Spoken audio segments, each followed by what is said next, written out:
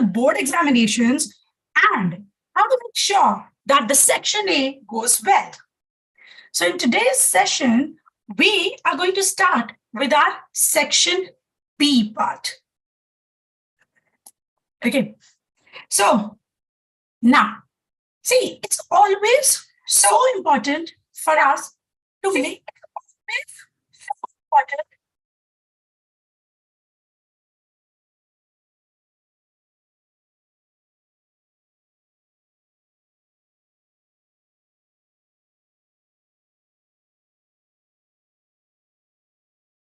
All right, I guess that was a technical glitch, which I guess is sorted. Right. So, right. I was discussing that whenever we sit for any board examination, right, the first thing which is going in our head is, okay, we have to score 95, 96, 97, 98, 99, because the race is actually for 100 marks. And nowadays, it's quite easy. So we have to also make sure that the way that we write our answers needs to give us 100% marks, which is not impossible. Prior to now, people used to say, okay, if there is a theory paper, it's not an easy task to get 100% marks. But now, yes, it is. You just need to work on a few things. So in our last session, I gave a few tips of how to attempt the board examination. If you have not watched it, kindly go through it. Okay, you'll find the link in the description box. And today, without wasting time, let's come to section B.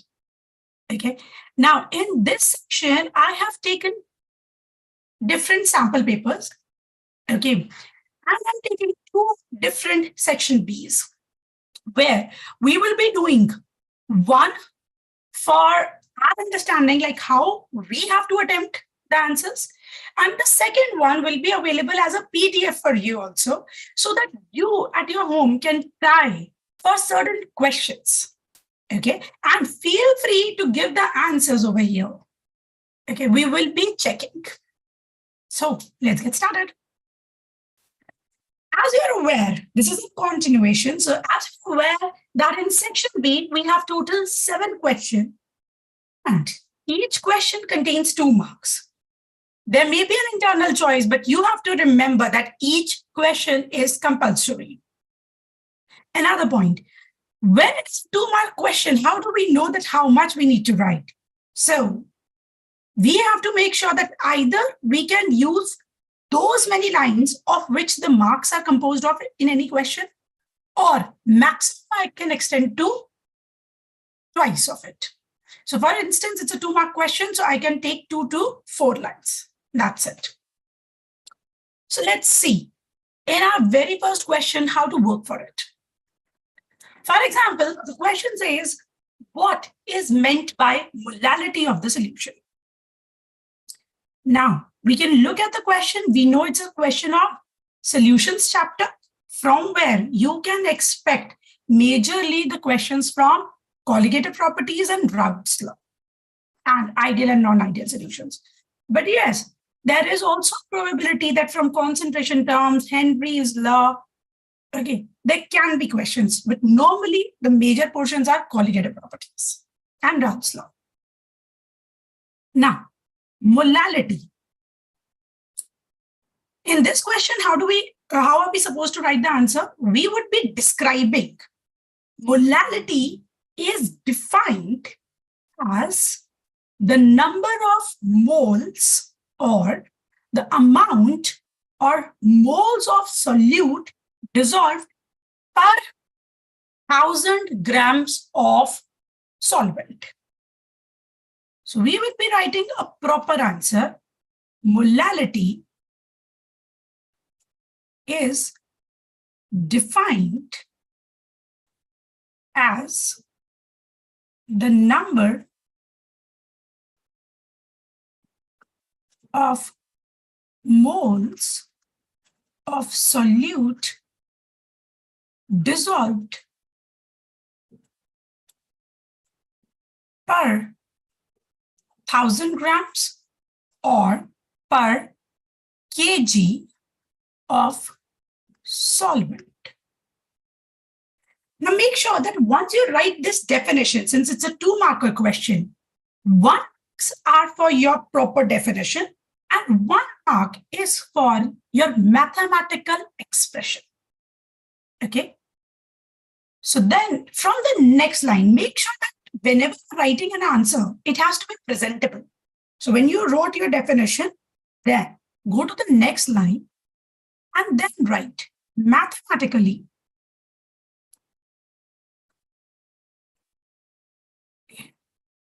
You can write the entire thing molality, and then in the bracket, you can write small m is equal to moles of solute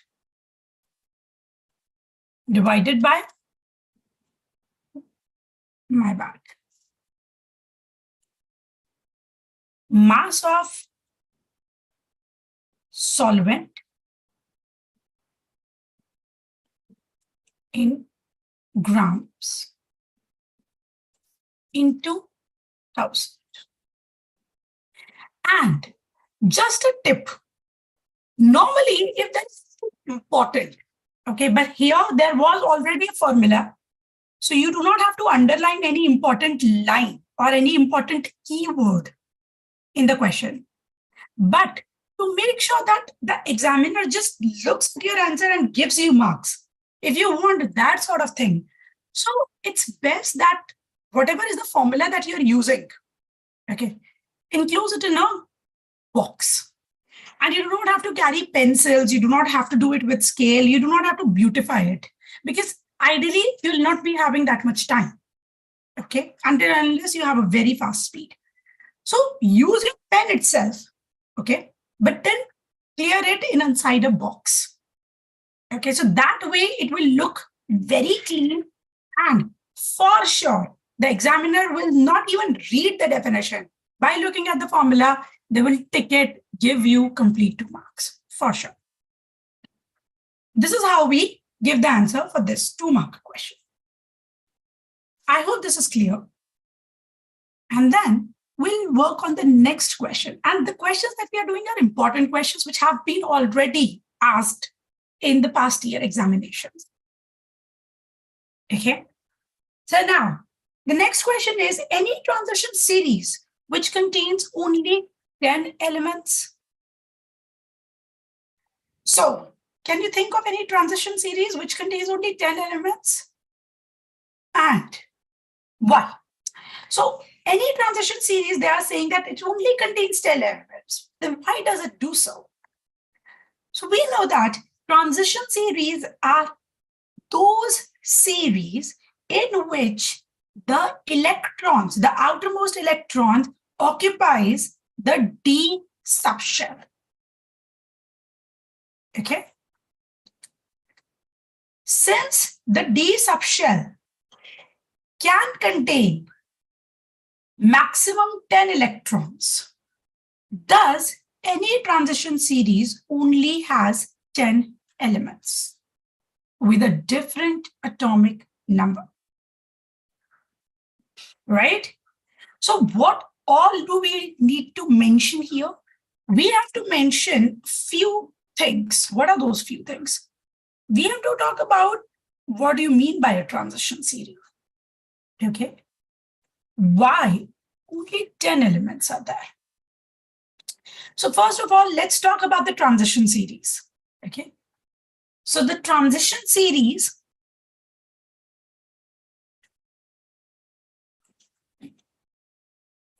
also known as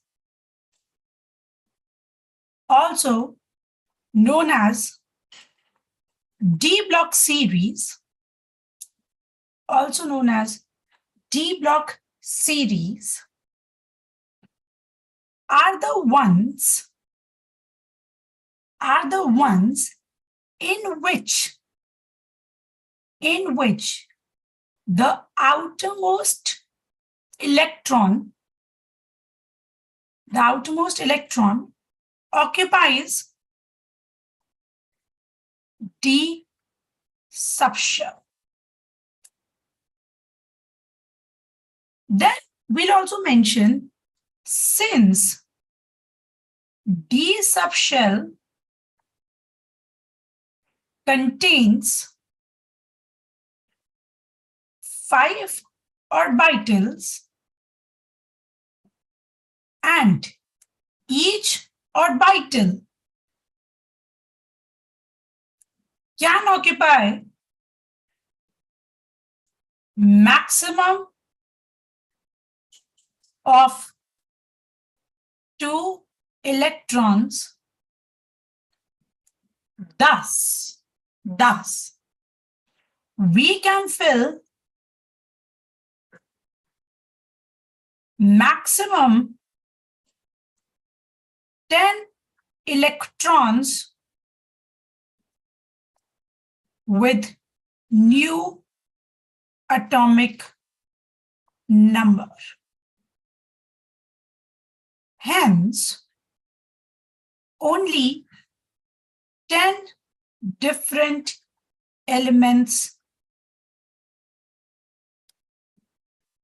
can exist in any transition series. So here we didn't start the question that transition series contains 10 elements. We ended the answer with that. It's a little long. You can cut short it definitely. Okay, but I'll tell you, whenever there is an answer, which is mostly theoretical answer, when we have these, then we have to make sure that we underline some major keywords. Because what happens, the examiners do not have enough time to check each and every answer. Also, there are 2 things, like 2-3 things. Secondly, sometimes what happens, our handwriting might be very easily decipherable for us, but it might not be that clear to the other people, right? And we all know that. We all know about our handwritings. So in that case, if we underline the important terms, it becomes easy for the examiner to judge you. You need to understand that you are not present, irrespective of the fact that you're very, very intelligent. Okay, you're always the topper in the class. You're very extremely intelligent. You were studying for the last 1 month continuously for your examination. Even then, examiner does not know it. So the way you write your answers expresses your intelligence level to them. Okay. As a result, important words needs to be underlined. For example, here, D block series. Outermost electron occupies D subshell. These are important words. D subshell contains 5 orbitals. Maximum 10 orbitals with different atomic number can be filled. So these are the important things which I'm trying to tell or express to the examiner. The moment he or she sees these words, they are not willing to know how good you are at your English, how well you have framed your sentences, right? Now, in this question, we had an or choice also. Normally, a sane advice that what happens? We mostly get the optional question from the same chapter. It has been observed that whenever you get an internal choice, mostly the internal choice is from the same chapter. It might be from a different subtopic, but it is the same chapter. So please do not think that, okay, if I have not done one chapter, it's all right, because that is never all right. We just need to see that, okay, where I'm more sure with my answer. Okay, where am I more sure? That's the only thing. So here they talked about that it contains only 10 elements. Why? Either I know that answer. If I do not know that answer that well, then I'll be jumping to my next part. That is write the main series of transition metals. Okay. Now, this seems pretty easy question and pretty direct question to me. The main series of transition elements. So the moment I look at this question, I know my answer. So my main series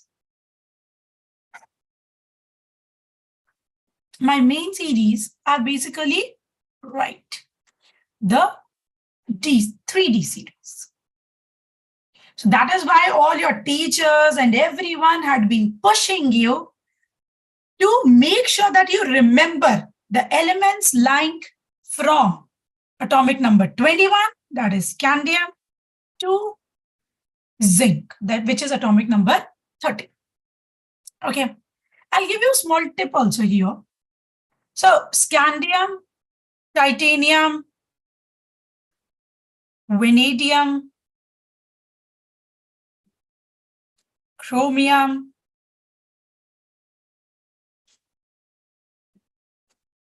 manganese, iron, cobalt, nickel,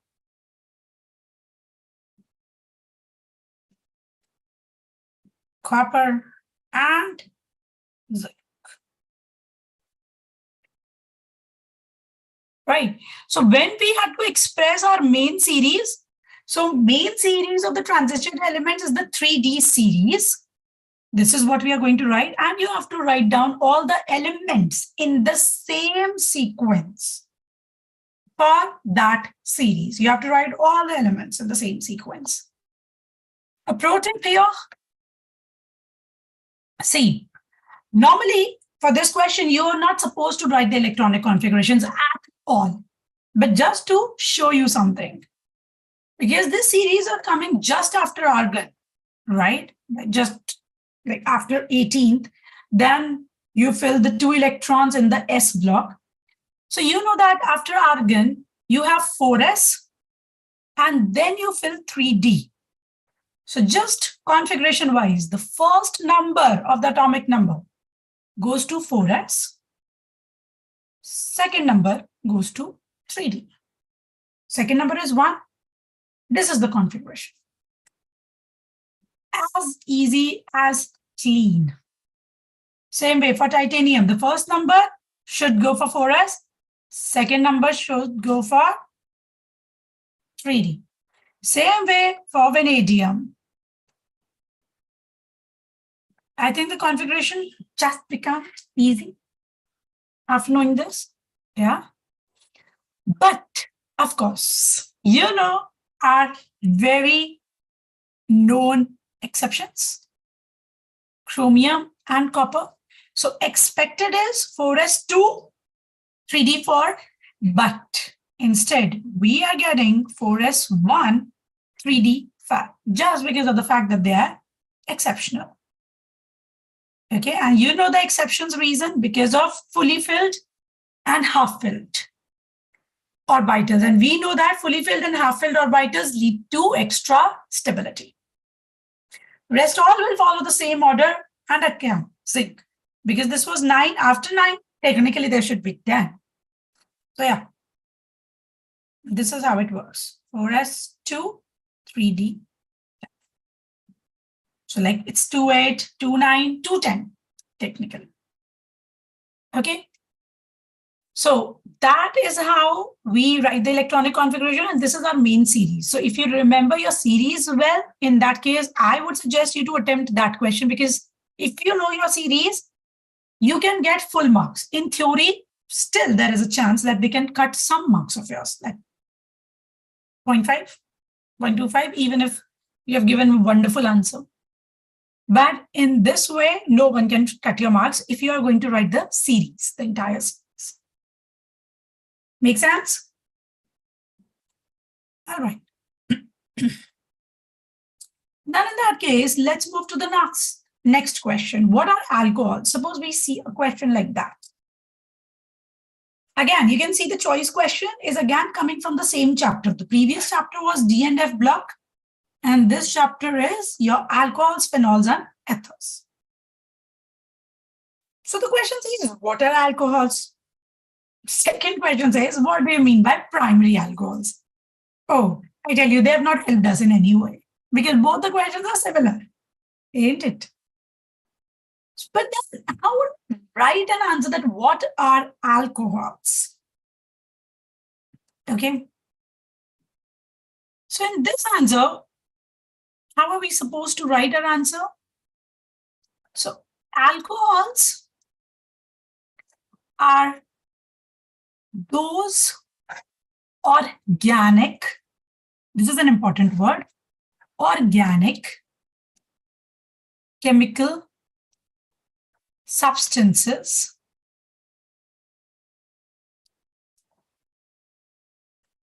where one of the hydrogen of alkane is replaced with OH functional group. Now, the moment I have written the term that OH is the functional group here, I do not have to mention that, okay, this is the group which is responsible for the entire physical and chemical properties of that organic chemical substance. I do not have to. Because when I'm using the term functional group, it itself describes the same thing. Functional groups are basically those atoms or cluster of atoms which are responsible for the entire physical and chemical properties of a molecule. Right? So I do not have to mention anything. But this is something which I can write. But you make sure of one thing. Yes, you have written a definition, but then it is not your complete answer. It is not your complete answer.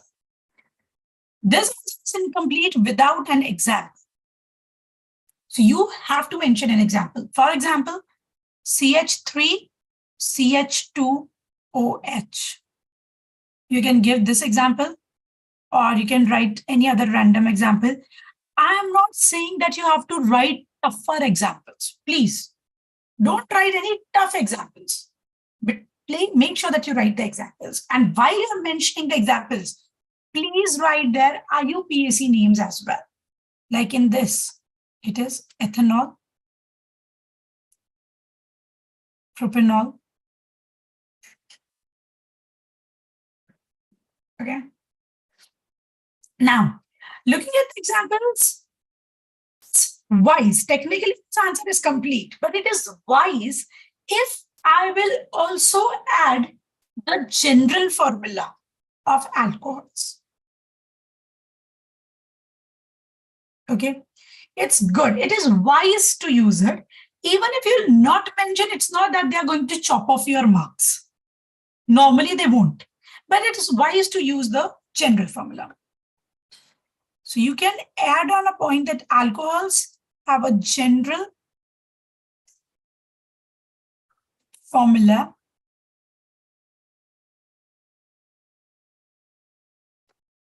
CnH2n plus 1 OH. And since it is an important thing, I have taken it in a box just to make sure that the examiner should see it. Okay, it's my way of saying. Then, organic chemical substances, I am going to underline a few things which I feel are very important.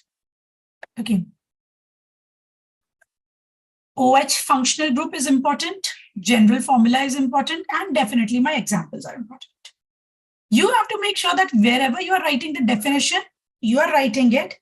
And in the second line, okay, do not leave a line in between. But wherever your definition is finishing, from the second line, from the next line, write the examples. It becomes eye-catchy. Okay, it just becomes eye-catchy for the examiner. And hence, there is better chance that they are not going to miss this point. That yes, you have also quoted the examples. Otherwise, they may miss it. Right? I hope it's clear. Now, the second question was that what are primary alcohols? Okay. Now, suppose we have that sort of questions. Okay. Suppose we have that sort of questions. Even then, I'm going to mention what is the meaning of alcohol, though they have not asked that. They've asked for what are primary alcohols. But just to be on a safer end, if I am attempting the OR question, I should also be defining what is an alcohol, though I am not going to define it that way. Itna bada nahi likhenge hum. Okay. So how am I going to define? I'm just going to write that alcohols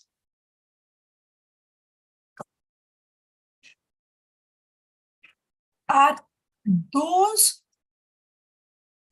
organic species containing at least one OH functional. That's it. Done. Okay. That's it. They are of three types. No, if I talk about this, they are of three types. Prior to that, we should also write that if OH group is present on an sp3 hybridized carbon, sp3 hybridized primary carbon, then we call it as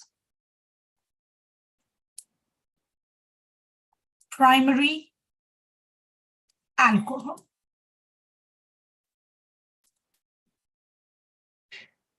That's it. So first I have mentioned what is an alcohol, then I have mentioned what will be the meaning of primary alcohol, right? Now, the theories are always boring. So even it is a tedious thing for an examiner, ain't it? So it's very important to write the example, and this example should be written as spread out as possible. For example, I am going to write CH3, C, H, H, OH. Okay, and then what should I mention? I'll circle the carbon and I'll say that this is sp3 hybridized primary carbon. Okay. sp3 hybridized primary carbon. You can mention here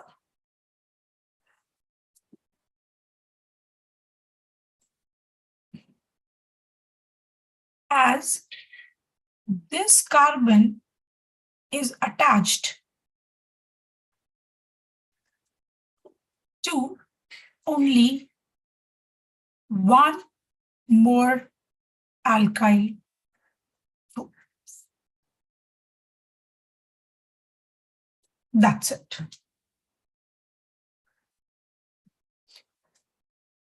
So because I'm writing one example, I am just making sure that it is spread out and I'm mentioning few things. So even if the examiner will not read the theory, by looking at this information, they will be understanding that what you were trying to say through your theory. Okay. And then important keywords are containing one OH group. And then OH group is present on sp3 hybridized carbon, sp3 hybridized primary carbon. These are the important lines or important words or group of words to fetch full marks. And you guys also make sure that since I am also writing the entire thing, while you are practicing for your board examinations, make sure that whenever, every day, you have to try to do at least one model test paper. Okay, every day. Try to do at least one model paper, one sample paper. Because that gives you an overall clarity of the chapters. Overall clarity. See, you do not have much time left now. And you have 5 subjects. I'm not sure that how much time you are spending on each subject, but normally being a PCM student or a PCB student, I am considering that your major time is spent on physics, chemistry, maths, or physics, chemistry, bio, right? The next time is spent on your computer science, if you have chosen that, or if you have chosen bio as the fourth subject, if you have chosen maths as the fourth subject for bio students, if you have chosen economics as the fourth subject, or some other thing. Okay, then maybe some time is invested over there. And then the last time is for English. So during this gap, you can do any random papers, at least in 5 days. You should be able to do all 5, one each. 1 day physics, 1 day chemistry, 1 day maths, 1 day bio, 1 day, or any fifth subject, and 1 day English. Okay, you please make sure that this way in your week, 5 days for 5 subjects, and then the 2 days which you're remaining with, wherever you're weak, whatever you need to practice, you need to just go through it, because now it is the time when your pre-boards are done, mostly. So if your pre-boards are done, it means that you have revised your syllabus at least once or twice, right? So it will not take much time to do a quick revision. It will not take much time because you already know it. Okay, you just need to accept the fact that, yes, I know it. And then you start doing, because the more you'll solve, the more you do, the better you'll get the grip at. And when you write each and every answer, I'm telling you, see, when you write, you realize your mistakes. Sometimes you miss out one point, though it was there in your head, but you have forgotten to pen it down. You might do spelling errors. You might realize that, oh my God, I missed an important point, or I wrote so much. That was not necessary. Okay, so important thing is that you should write and you should be able to understand with your speed also. Right? And since you have enough days for your practice, right, Dhyan? So if you have enough days for the practice of English and computer science, then in that case, you can just try 4 or 5 model papers during that tenure. And right now, you can just focus more on physics, chemistry, math/bio, whichever you are having, so that you can score better, right? Now, and identify your gray areas. That is very, very important. Which are the chapters or which are the kind of questions where you are consistently losing marks? You're not very sure of getting your perfect answers. Okay, so we have to work on them a little more. Next question is, what do you mean by half time of a reaction? So half time is like half life. Okay, so when we have to give the answer corresponding to it, we will be writing half time or half life of a reaction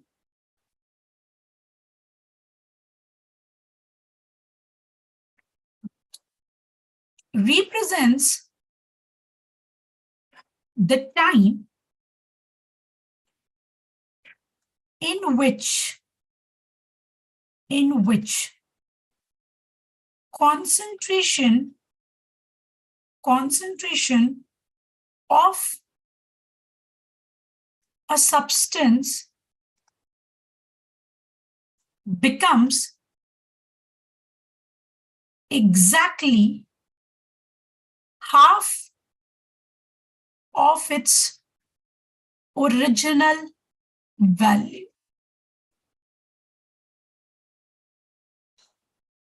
So whatever the initial value you have taken, it just becomes half of it.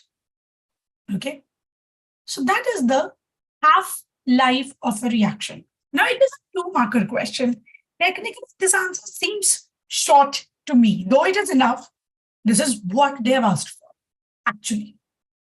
So it's enough. Important thing is the time in which concentration becomes exactly half of its original value.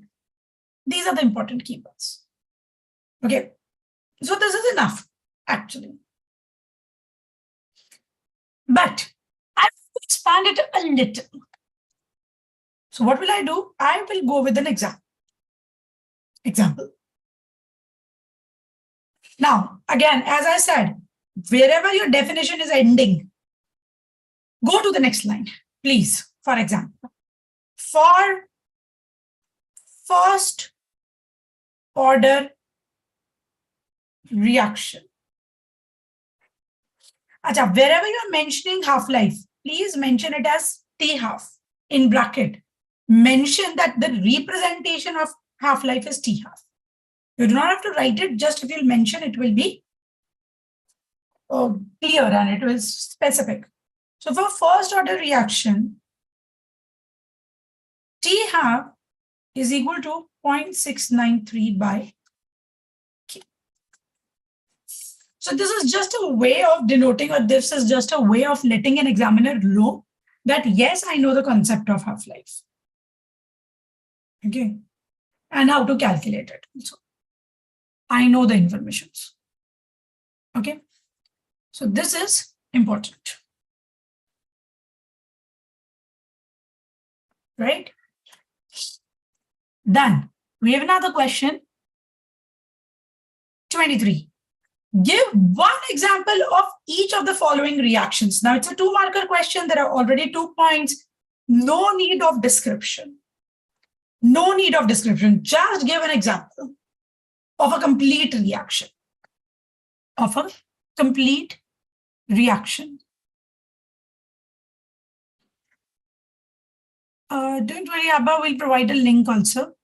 Okay, from where you can access it. Okay, ma'am. All right. Now, this is what one example each of Woods and Woods fatigue. Okay. Now, when you have to describe, like when you have to write your answer, please be little representative. Okay, presentation wise, it should be good. So first point, like whatever is your question, answer number, first point, write it as a topic. Woods reaction as a heading. Underline. Okay. And then write the example just below it. Just below it. So you know Woods reaction is the one in which alkyl halides react with sodium in the presence of dry ether to give symmetrical alkanes. So you can give any simple example, and I would suggest, I am telling you, this is that you have to keep the things simple. Try to write simple reactions, for example. Try to write simple examples for anything. Do not try to put the fact that, okay, I would like to give some out of the world example. Please don't do that. Keep it as simple as possible. CH3Cl plus sodium plus CH3Cl. Either you can write this way or you can just directly write 2 moles of CH3Cl. On the bracket, you have to mention dry ether.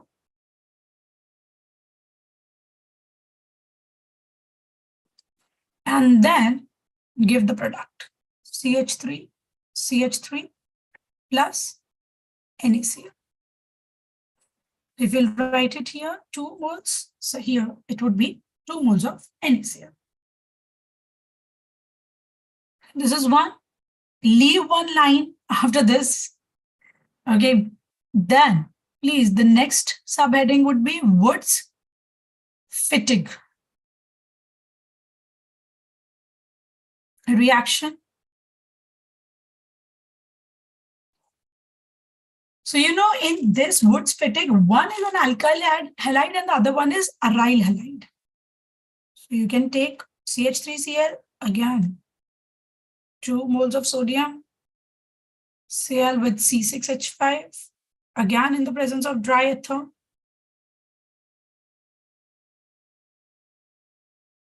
And I'm going to get this compound.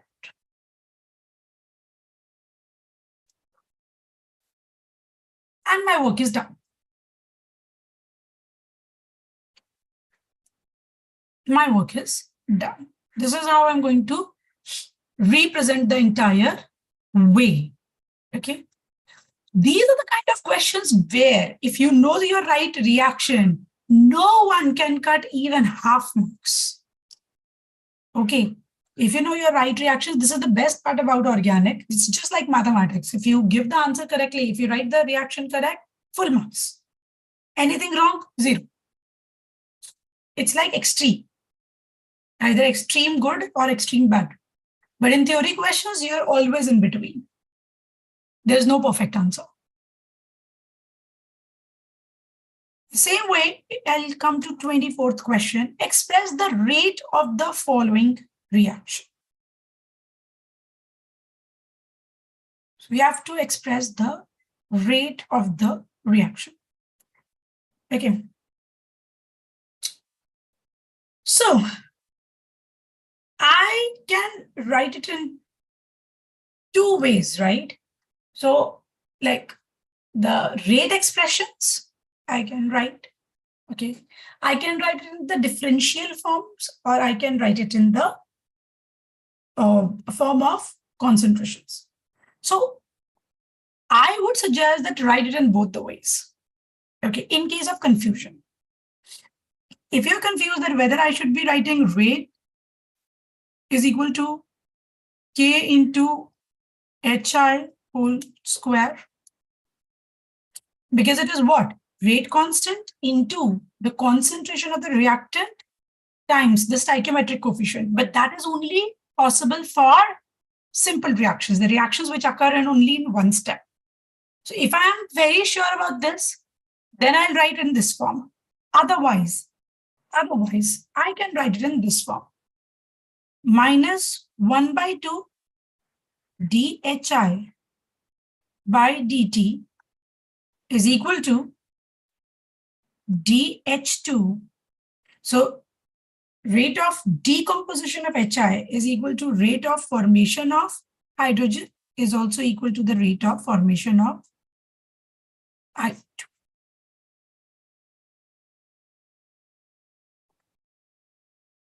So you can write it in both the ways, okay? Both the ways, if wherever you are feeling confused. So the rate of the following reaction can be expressed as, or dono likh ke aa jao. Koi tension nahi hai. Because I do not know that the examiner wants in which pattern. So it's safer to write both, right? And now we have come to our last question. And as I told you in the beginning of the session, that I have taken 2 section Bs from 2 different sample papers, where my point was to explain you how to write the answers of section B for one paper. And for the other paper, you'll find the description or the PDF in the description box. So from there, you can just check it and from your YouTube, and then you can just go through it. Okay, try it and you can submit your answers if you want them to be checked. Okay, you can register, you can give it.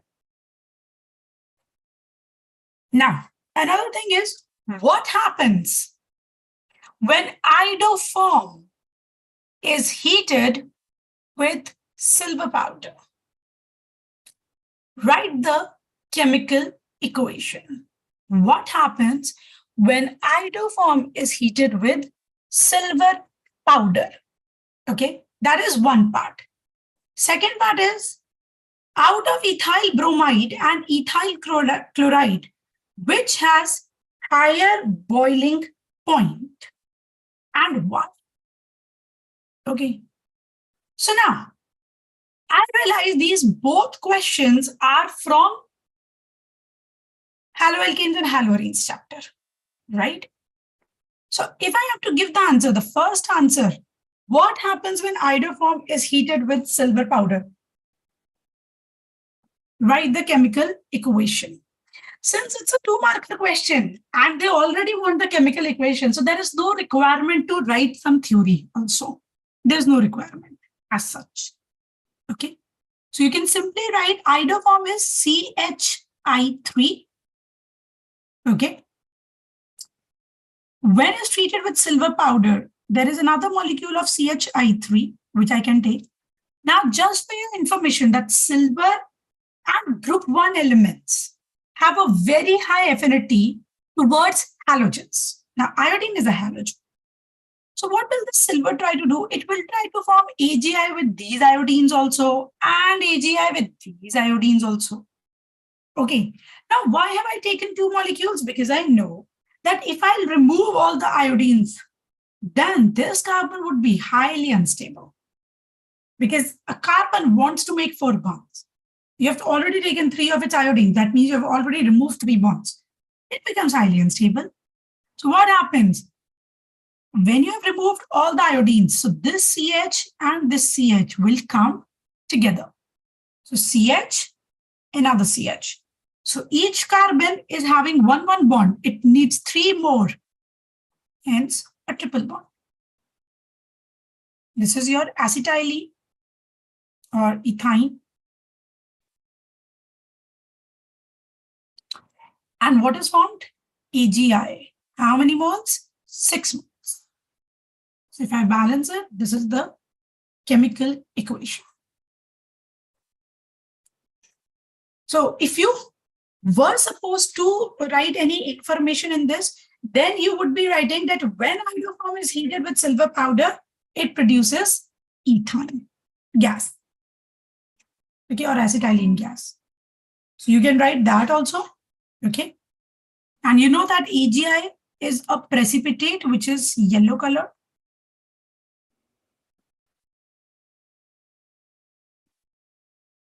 Right? Otherwise, if you do not want to write anything, just give this chemical reaction. That is also enough. Then, second question, out of ethyl bromide and ethyl chloride, which has higher boiling point and why? So, ethyl bromide would be having higher.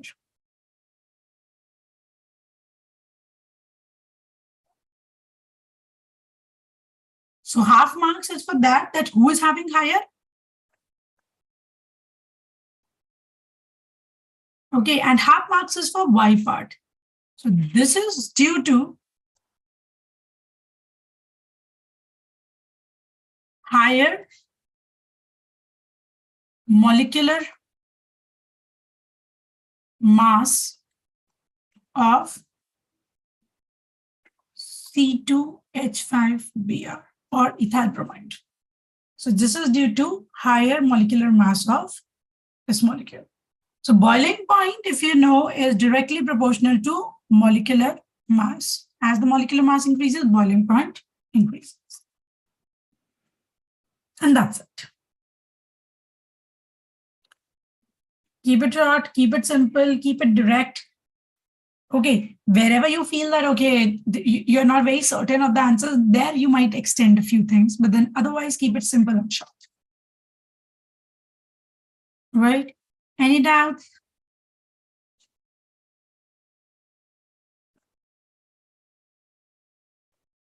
All right, then. So that was all from my end. This is me, Bhavya Agrawal, signing off for today. And in our next session, we will be working on how to attempt your section C. Okay. Till then, take care and all the best.